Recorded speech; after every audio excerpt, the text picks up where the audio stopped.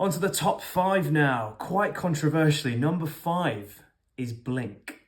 So many people may have this as their top 2, maybe top 3, maybe even it's their favourite. For me, it's definitely in the top 5. How can it not be? There are a few other episodes or stories that I enjoy watching a little bit more. It's probably worth pointing out at this point, my number 1 is probably no one else's number 1. That's going to be interesting when we get around to that. Back to Blink. Out of nowhere comes this extremely creepy, terrifying episode of Doctor Who. We thought we'd seen it all with the gas mask zombies, and we'd seen nothing yet. To make statues a monster is a genius move. The Weeping Angels are the number 1 Doctor Who villain. There's no question, for me, there's no question. If anyone's not seen Doctor Who, they know about the Weeping Angels. They just know. They are terrifying.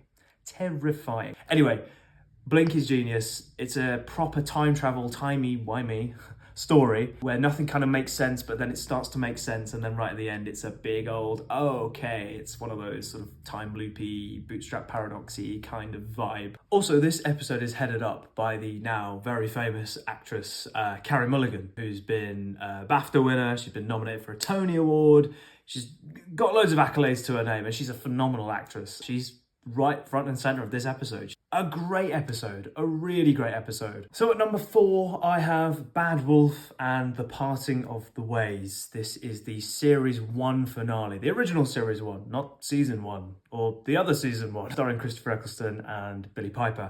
It said 2005. This has stuck with me since then. This story, I think, holds so much nostalgia in it, as well as, again, being greatly acted by the 2 leads, as well as supporting characters like John Barrowman. The action is insane. It's so good. And for me, still kind of holds up 20 years on, but it's pretty cool what they did back then. It holds a bit of, like I say, nostalgia for me. Weakest Link with the android. It's so good, so good. And the Daleks being hiding there in plain sight kind of the whole time. It all coming to a head, the whole Satellite 5 thing that they've been planting throughout season 1, the whole Bad Wolf thing. Great, really great. And it's one of those episodes where I can't see another way out for these characters. They had to follow that one route. Insane.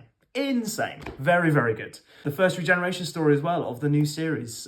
So I think that's also why, for me, it holds a pretty high place in my list. So yeah, number 4, very good.